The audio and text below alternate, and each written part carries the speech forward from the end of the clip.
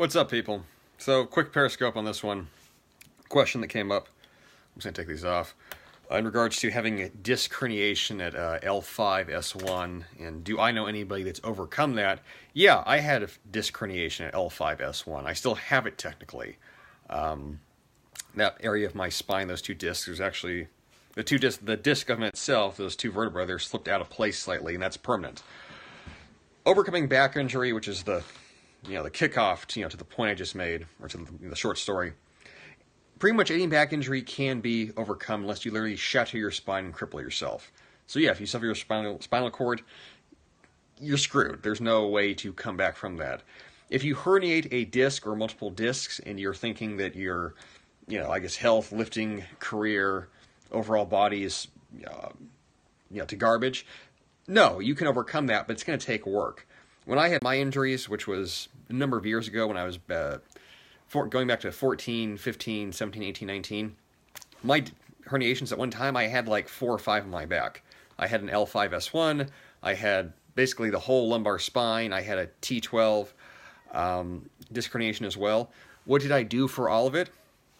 Deadlifted, strengthened my spinal erectors, learned how to lift properly, spent a lot of time strengthening my core. It was a lot of work. There was no master plan I had. There was no help from physical therapists. There was no medical directive that tells you how to fix a disc herniation. I had to realign my body mechanics. I had to learn what good posture really is. I had to spend a lot of time in the gym experimenting. And then over time, I was able to strengthen all the muscles along the spine. I was able to strengthen the entire posterior chain. I was able to alleviate the pain over time until the pain eventually went away. And I also had a mindset that this was a fixable issue.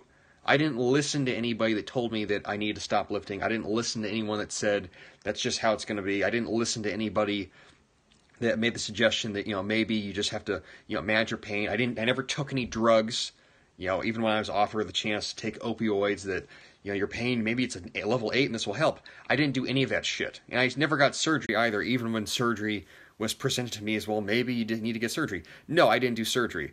I believed that it was a fixable issue and that I could figure it out myself, and I studied everything that existed in regards to back pain, back functionality, joint biomechanics, XYZ, etc., etc., etc. I took all of it, I studied it, and I applied it, and then over time, over a course of years, in fact, took about 4 years, I fixed it myself.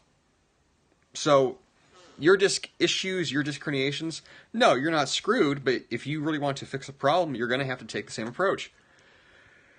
Yeah, and surgeries are often unnecessary. Back surgery outcomes are almost always, I say almost always. Back surgery outcomes, based on the evidence I have seen, they generally make things worse and or there are no improvements. A lot of back issues are from posture. A lot of back issues are just from posture and just bad movement mechanics. If you're physically weak and you have no muscle in the back of your body, if you have weak calves, weak hamstrings, weak glutes, weak low back, weak upper back, weak traps, weak everything, if your whole back of your body looks like a fucking gremlin, guess what? You're going to have back issues. That's going to happen. It's not by random occurrence that your back hurts. Same thing if you sit a lot. If you sit a lot and then you also have a weak back, guess what? You're probably going to have back pain. Any heat or cold therapy? No, I never used any kind of heat therapy or cold therapy. All of my therapy was entirely based upon exercise.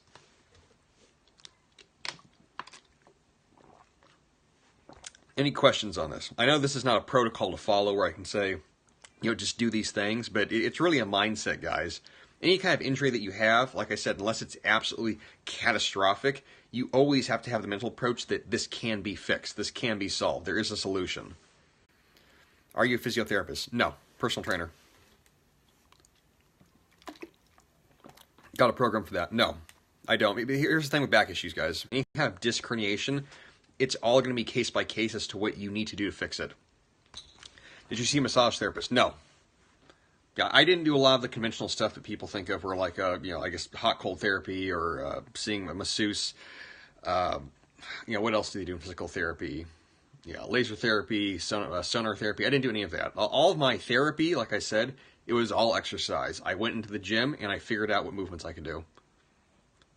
The back bridge is a game changer. Do you endorse? Yeah, it's a good movement to do. I wouldn't say it's necessary 100%, but it's definitely a useful movement. If I was to recommend a good resource to all of you, what's the name of the book? Jesus, I gave it away years ago. There's a Canadian researcher, hopefully you all are listening to this, by the name of Stuart McGill, Dr. Stuart McGill. He has a book, which the official title of it is, yeah, there we go, BackFit Pro, Preventing and Rehabilitating Back Pain and Injuries. Look up Stuart McGill, read everything he's ever written.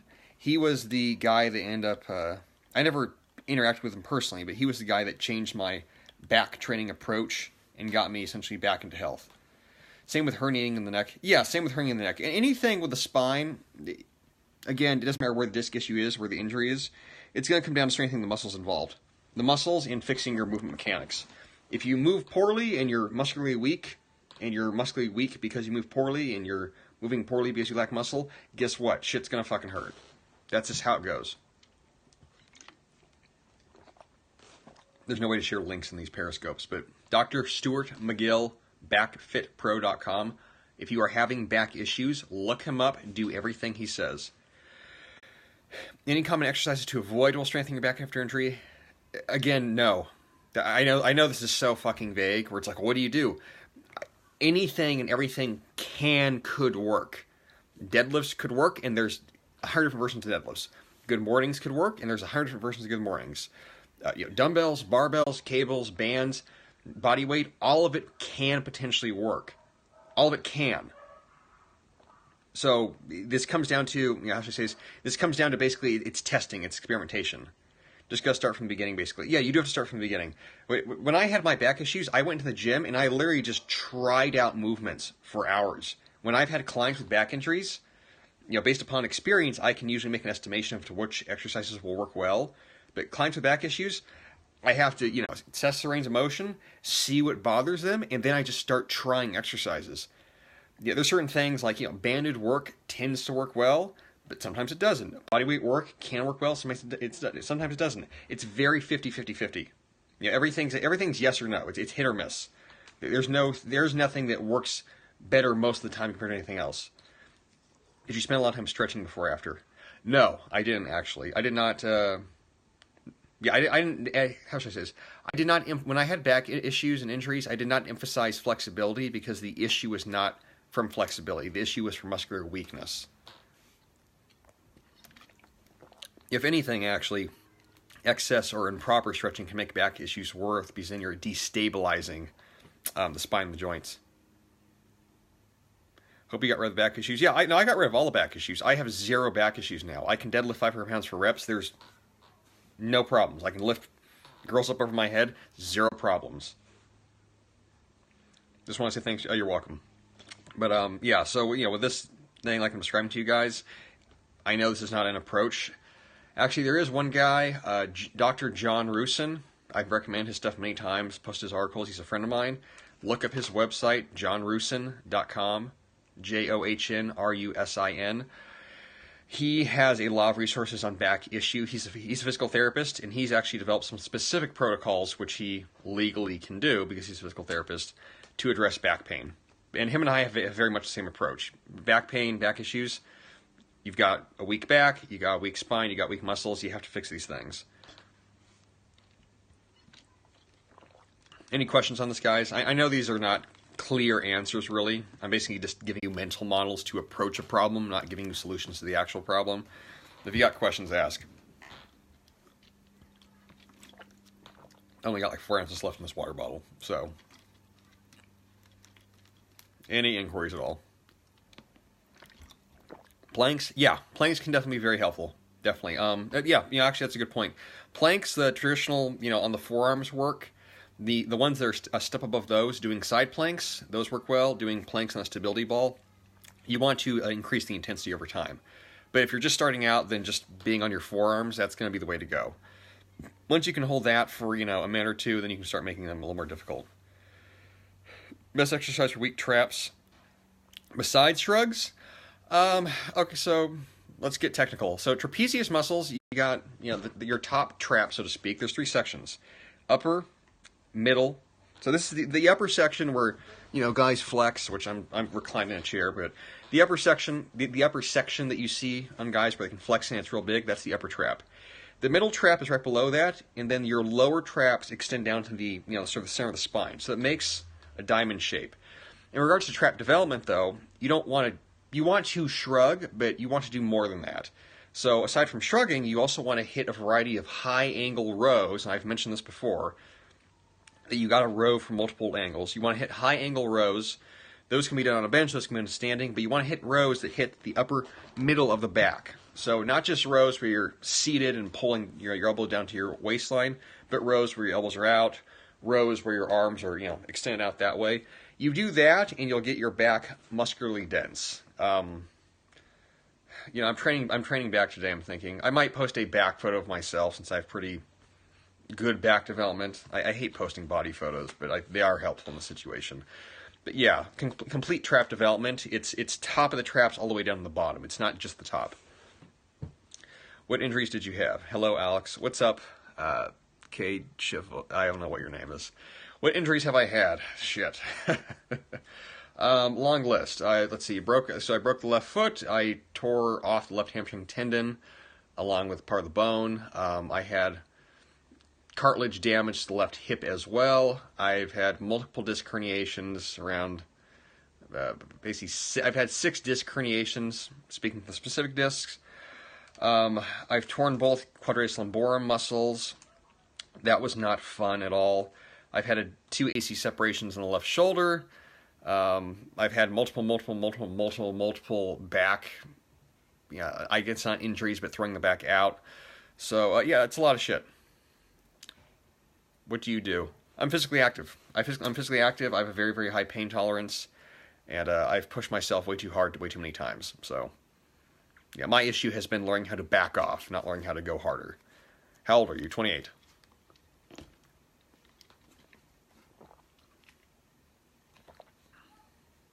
You think Kelly Starrett is a good resource? Yeah, he's a good resource. He follows a biomechanical model of pain, which is not wrong, but it's not entirely right, but it's not wrong either. So I consider him a good resource. From a professional practitioner standpoint, there are certain, I don't want to say issues I take with his work, but there are certain things that I'm not wholly endorsing, let's say. But from a general population perspective, he's a very useful person. Definitely.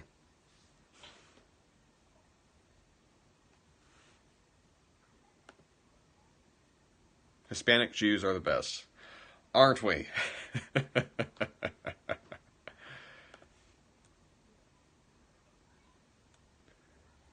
All these injuries for nothing. No, I'm not a climber. No, I was a dancer, or am a dancer. So they were from dance. A lot of them were from lifting. Some of them were from doing combatives. So, when I was doing, Muay Thai, or when I was wrestling in high school. So, they've come from that. It's been a mix. Part of my training philosophy now is why I promote part of my training philosophy now, which is why I promote longevity and taking care of your body, is because I don't want people to get stupid injuries unnecessarily when they're not professional athletes. If you're a pro athlete, high likelihood you'll get injured. Not that you should, but high likelihood. If you're not a pro athlete, I don't see any reason that you should be getting hurt all the time. And I say that from personal experience, having been someone that hurt myself often unnecessarily. How does someone get a high IQ like yours? IQ is largely genetic. There is some deviation in regards to education, but the overall range that you end up with, that's pretty much what you're born with. And I just missed multiple questions on that note. What kind of dance? Someone asked that. Ballet. That is the kind of dance.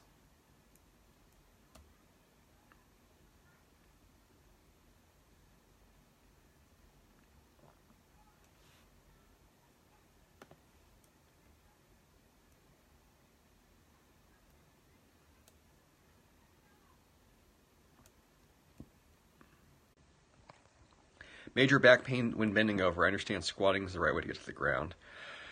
Is it true that Jews have the highest IQ of all ethnicities, races? Yes. Yeah, Jews do. Ashkenazi Jews have the highest IQ out of any ethnicity, period. So, like I said, I got genetically lucky. So if you're having back pain when you bend forward, That's called flexion intolerant back pain. That's I won't say it's hard to fix, but that is hard to fix.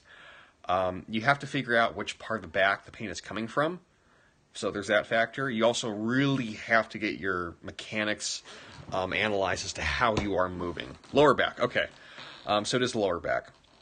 So if that's the case, then you could have disc herniation that you're not aware of. Like I said, that doesn't mean that it's not fixable, but that's going to come down to getting your movement analyzed.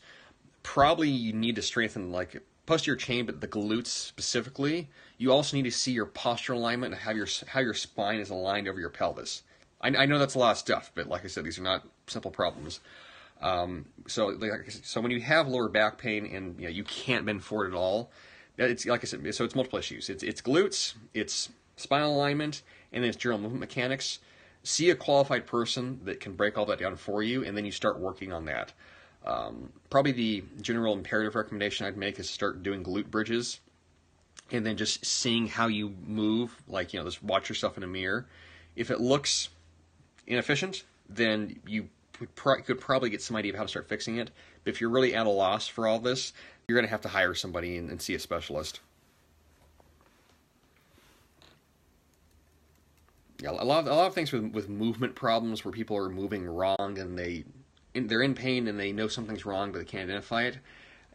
I don't know if there's any better way other than seeing a person for it. Herniated disc and had surgery in 91, made full recovery. That's awesome. That is awesome. Thoughts on diet's impact on back pain and recovery? Diet plays a huge role, actually. If you eat an inflammatory diet, where you're eating in such a way that you are screwing up your digestive system, the food that you eat doesn't just affect your digestive system. It also affects your immune system. So your immune system and your gut health are very strongly linked. They're kind of almost the same thing. If your diet's very poor and you're trying to recover from an injury, you're not going to recover as well.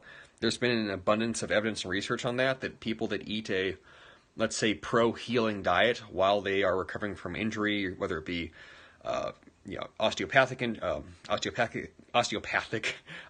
injury or a burn or something else. When you eat a healthy diet, you recover better. When you eat a poor diet, you recover worse. So recovering from injury in general, yeah, it's in your best interest to change how you eat.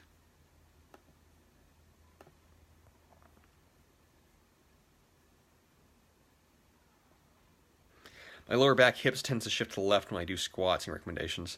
That's a good question. If you're having a noticeable shift, that's probably going to be a right-left side strength asymmetry. So you could try to fix that with single leg work, Bulgarian split squats, single leg hip bridges. You're also going to need to evaluate your core strength. So if you go to check out your abdominal functionality, doing let's say side planks or torso rotations, and you realize that your right-left side, your right side's way stronger, or your left side's way stronger, or maybe your right side's way stronger in one position, but your left side's stronger than another, that will give you insight into what you need to fix. Typically, any kind of shift in weight, whether it's squatting, deadlifting, pressing, etc., it's because of a strength asymmetry somewhere along the connect chain. So you need to figure out what muscles that asymmetry is coming from, and then strengthen those individual muscles.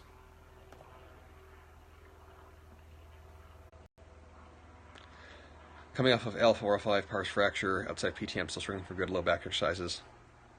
Been doing communist squats. Communist squats work very well. Spirulina, do I recommend? I don't recommend it, but I don't not recommend it. So for the gentleman, the L4, L5 fracture, trying to find back exercises, take this with a grain of salt, to use that expression. Try doing planks. Try doing weighted planks. See if you can do light deadlifts with dumbbells, like stiff leg deadlifts, remaining deadlifts. And when I say light, I mean doing them with like 10, 15 pounds. So you need to find the level of resistance you can lift with that doesn't cause pain, but still provides some level of fatigue. And that might be kind of doing, quote unquote, pussy movements for a while. When I started deadlifting after my back injuries, I was deadlifting literally like the 60-pound curl bar, just doing like high rep RDLs. It was not heavyweight at all. So start there. Other things that could help, reverse planks, having your back on a bench and then your feet on another bench, those can work. 45-degree hyperextensions could work. Supermans, on the ground or on a stability ball, those could work. it's going to be a lot of, like I said, it's not going to be hardcore movements. You're not going to be lifting heavy. You're going to have to start light and just build up from there.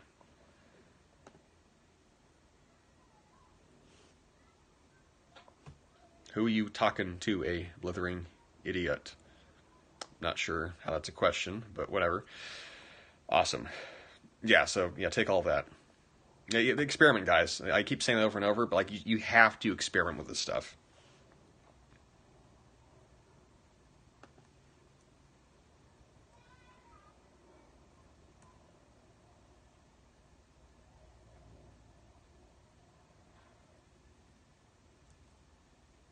We good on questions? All right, we're good on questions. Good talk, ladies and gentlemen. Hopefully you all learned something. Adios, and perhaps we'll do one of these again. My periscopes have been not consistent lately, but got work to do. And wait. Block. Ha! I love the block button.